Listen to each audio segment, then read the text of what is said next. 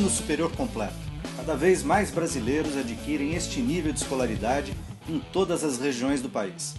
Segundo números do Ministério da Educação, em 2001, 3 milhões de estudantes frequentavam o ensino superior. Em 2011, o Brasil tinha 6,3 milhões de estudantes na graduação. Mesmo assim, o número de matrículas de jovens entre 18 e 24 anos nas faculdades ainda é baixo, cerca de 17%. A meta estabelecida pelo Plano Nacional de Educação é de 33%. A dificuldade de acesso esbarra em falhas do ensino básico e também em desigualdades sociais e econômicas. Isso tudo sem falar em qualidade. Com exceção de algumas poucas universidades de ponta, a grande expansão do modelo de ensino superior como negócio não tem colaborado com a formação e a produção científica e tecnológica de qualidade no país. Discutir o cenário atual da universidade no Brasil e suas tendências é pensar no aperfeiçoamento da educação universitária para que ela cumpra adequadamente suas funções no desenvolvimento nacional, regional, local e na cidadania, ajudando mais intensamente a fazer do Brasil um país melhor e mais justo. Olá, o Melhor e Mais Justo de hoje discute os rumos do ensino e da pesquisa na educação superior do Brasil. Para essa conversa eu tenho o prazer de convidar Arthur Zimmermann, que é professor adjunto da Universidade Federal do ABC, Alexandre Silva, presidente da União Estadual dos Estudantes de São Paulo, a UE, e Otaviano Helene, professor do Instituto de Física da USP, ex-presidente da Associação dos Docentes da USP e do INEP, Instituto Nacional de Estudos e Pesquisas Educacionais. Bem-vindos. Muito obrigado. Vários programas e iniciativas vêm ampliando o acesso ao ensino superior. Por exemplo, bolsas do ProUni para estudantes de baixa renda em instituições privadas, financiamento estudantil para cursos de graduação e, no setor público, por exemplo, o REUNI, que apoia planos de reestruturação e expansão das universidades federais. Mas as desigualdades ainda são bastante grandes. Onde estão os principais gargalos que dificultam o acesso à educação universitária? Como vocês avaliam o resultado de programas como esses que eu exemplifiquei aqui? O Brasil forma hoje no ensino superior, número redondo para se pensar, grosso modo 20% da juventude. 75% desses que completam o ensino superior são instituições privadas. E grande parte das instituições privadas tem problemas muito complicados. Quer dizer, tanto problemas do tipo a área que os cursos são oferecidos, né? O Brasil apresenta uma distorção internacional, uma proporção dos vários cursos de nível superior bastante diferente do usual no mundo todo, com uma concentração muito grande daqueles cursos leves de 2, 3 dias de aula por semana, não muito mais efetivamente. Uma carga horária obrigatória pequena. Efetiva pequena, né? E áreas também de formação que são, vamos dizer assim, do ponto de vista de aumentar a produção de bens e serviços ou desenvolver o país em algum sentido, também que pouco colaboram com isso. Esses programas que você citou, o FIES, o ProUni, eles acabam incentivando muito fortemente esse tipo de instituição privada. Ou seja, eles aumentam o acesso, mas eles não atacam esse outro problema que você está... Sim, e piora, porque ao aumentar o acesso, ele aumenta o tamanho do problema, ao invés de diminuir. Né? Porque uma má formação de nível superior, ela engana o estudante lá pelos seus 3, 4, 5 anos de vida, custa um certo dinheiro e não dá retorno, muitas vezes, para ninguém, nem sequer retorno econômico para o estudante. Né? E isso é muito grave. Né? Inclusive, olhando o perfil dos formados, por exemplo, dentro de um programa como o REUNI, o perfil dos formados já é, vamos dizer assim, aí nas universidades federais, né, no REUNI. Desculpa, do ProUni. Do ProUni. Obrigado. Do ProUni, o perfil dos estudantes formados pelo ProUni já é pior do que o perfil dos estudantes formados pelas privadas em geral, que é muito pior do que os formados pela instituição pública. Então, a gente está incentivando o erro. Né? E nós estamos abrindo uma distância cada vez maior entre o que a gente poderia chamar de universidades de qualidade no Brasil, claro, e dessas empresas de ensino superior. Eu acho Arthur, como é que você vê? Então, para complementar o que o professor Otaviano falou, a questão da expansão nas universidades públicas, eu acho, ou eu vejo como uma solução, um caminho viável para ter qualidade juntamente com a inclusão e a expansão. Né? O que houve, né, nos últimos anos, uma expansão expressiva de universidades federais, realmente, né? Que eu não tenho notícias de questões passadas, né? Houve um aumento muito grande, e um aumento muito grande com qualidade. Só que surgem outras questões aí, né? Questões de ações afirmativas, né? Porque foi um processo de inclusão muito grande dos alunos. E, juntamente com isso, precisa saber também a questão do acompanhamento desses alunos assim que eles ingressam na universidade, para que não haja uma evasão muito grande ou não haja um problema no acompanhamento das disciplinas e no recebimento posterior do certificado de graduação. E daí haja essa evasão, inclusive dinheiro público que foi investido, que vai saindo pelo ralo, digamos assim. Então, mas nós vamos voltar, Arthur, à questão das ações afirmativas, das cotas e tal. Queria introduzir o Alexandre na conversa, na qualidade de presidente da UE. Como é que os estudantes avaliam esse cenário, né, de uma universidade, ou melhor, de um ensino superior que vem se expandindo no país, mas sobretudo no campo, digamos, mercantilista do ensino superior, e muito diferente em termos de qualidade daquilo que o professor Otaviano estava dizendo aqui das universidades, que talvez a gente pudesse dizer que merecem ter esse nome, né? Isso. Primeiramente, muito obrigado, Tuto, pela oportunidade aqui no programa. Queria agradecer também aqui a presença do professor Arthur e do professor Otaviano para, né, ajudar aqui no debate. Primeiramente, sobre esse tema, os estudantes veem de forma positiva, nos últimos anos, né, o programa das expansões no ensino privado e no ensino público. A expansão do ensino privado através do ProUni, né, através do programa do ProUni, ele favoreceu e muito, né, a entrada das camadas populares, né, nas universidades, né, e nós temos que entender também que o ensino privado ele é uma concessão pública. O ensino ele é um serviço público.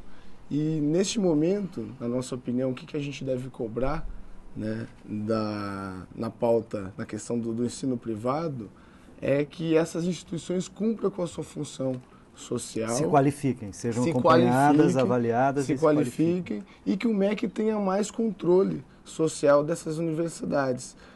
Um exemplo que foi dado aqui, né, no exemplo de expansão nas universidades públicas através do ReUni. Isso foi a oportunidade também que nós tivemos, que a nossa geração teve, principalmente aqueles que são oriundos das camadas populares, de entrarem para as universidades. É claro que essas universidades, ao entrar mais estudantes, você entra com o problema da questão estrutural da universidade, né, que hoje é o que pega mais nas universidades federais, né? Questão de porcentagem de professor-aluno, né? Então, tudo isso são problemas que vão ser resolvidos ao longo do tempo, de infraestrutura, de equipamentos, ao longo do tempo. Mas o problema do gargalo, do acesso, eu acho que ainda a gente não resolveu, mas a gente conseguiu avançar bastante, né? As universidades privadas, muitas delas hoje são terras sem lei. A responsabilidade por essas universidades é do Estado brasileiro, ou seja, do Ministério da Educação. Eu mesmo, acho que nesse mês de maio aqui, a minha agenda foi toda voltada para mobilizações nas universidades privadas, né, e também públicas, que a agenda da Uni também, né, se dividiu também para as greves das federais, que hoje você vê, né, teve muita entrada, mas está acontecendo mobilizações dos estudantes nessas universidades. Qual que é a pauta? Nas universidades privadas, pela regulamentação, ou seja, né, pela diminuição das mensalidades, porque às vezes o estudante entra na universidade pagando R$200, como é um caso da Universidade 9 de Julho, e sai pagando 900 ou R$1.000, porque os aumentos são acima do índice da inflação. E porque se opera aí também, não é, algo que eu considero nefasto, a imprensa tem noticiado e tal, que é nessas universidades, digamos, mais mercantis, universidades ou centros universitários, enfim, eles fazem uma conta que é uma conta de chegada. Quer dizer, você oferece mensalidades muito baixas, né?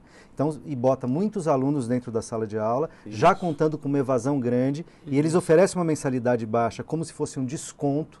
Então ele está registrando um valor cheio, mas dizendo que custa menos, e ele vai retirando esse desconto na medida em que ele vai tendo evasão. Porque quando ele chega lá passado o primeiro, segundo ano, ele já se pagou, já está na sua margem de lucro e ele consegue manter o curso com poucos alunos, porque a evasão é muito grande nesses cursos. Né? É uma estratégia mercantil comercial, né? Não tem nada a ver com educação. E tem outra característica, que às vezes tem universidades que recebem, né, que são credenciadas em programas federais, como o do ProUni, e às vezes vão contra até a própria constituição desse programa.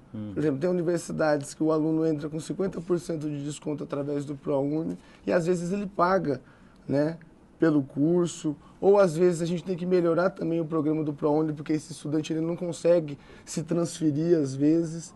Mas o que a gente quer deixar claro é o seguinte: o ProUni é importante a gente pensar que o ProUni ele não é uma transferência de recurso público para o ensino privado. Ele se dá, né, no investimento ao jovem, ao estudante. Então, esse investimento, quem ganha a bolsa, ele passa primeiro por uma avaliação socioeconômica, para ser aprovado ou não para entrar no programa, e a instituição que é credenciada nesse programa... E dependendo das notas dele no Enem, depende das notas dele, ele pode incluir para boas universidades. Depende, isso, e depende inclusive também, né, da presença dele, depende do desempenho do aluno. Então, existem estudos que dizem que esses estudantes que são formados pelo ProUni, inclusive, né, a gente realiza muitos encontros do ProUni, e esses estudantes são estudantes bem-sucedidos, porque eles passaram por um teste que nem todos os estudantes ali Isso é importante, passam. Alexandre, você está falando uma coisa que é importante deixar claro, né? Quer dizer, os estudantes do ProUni, eles são estudantes que precisam fazer os processos seletivos, os chamados vestibulares, e aqueles que conseguem ingressar em boas universidades, eles são estudantes muito bons, quer dizer, que a gente tem números sobre eles muito bons, tá certo? Otaviano que eu quero porque teve uma propaganda aí do ProUni que o Alexandre fez, aí um comercial do ProUni, e a história não é bem assim, Alexandre, quando você vai ver. Claro que quando você vai numa reunião que tem estudantes militantes, você já filtrou direto, já pegou os bons estudantes bem engajados, que estudam, militam e vão na reunião da UE, da Uni, da ANEL e sei lá mais o quê. Né? Então, você não está vendo o perfil do estudante. Então, eu vou te dar um dado, só para você ver, pegar um caso bastante típico aqui no Brasil. Por exemplo, formação de engenheiros. É só pegar um exemplo, eu tenho outros aqui, mas pegar esse porque é um ponto agora que até está travando o próprio desenvolvimento da produção de bens no país. Né? Enquanto nas federais 14% dos formandos são engenheiros, nas estaduais 10%, nas municipais 6% e nas privadas 5%. E no ProUni, que eu não tenho aqui na tabelinha, é menos do que isso. É grosso modo a metade, eu não tenho aqui o número exato. Então veja a diferença que você está... Veja que tipo de curso, de instituição você está fomentando e incentivando. Né? Outro é que quando você vai no outro lado, em que, como eu comentei na minha primeira fala, a distribuição de estudantes pelo nível superior brasileiro destoa do resto do mundo, são em certos cursos genericamente de gerenciamento e administração.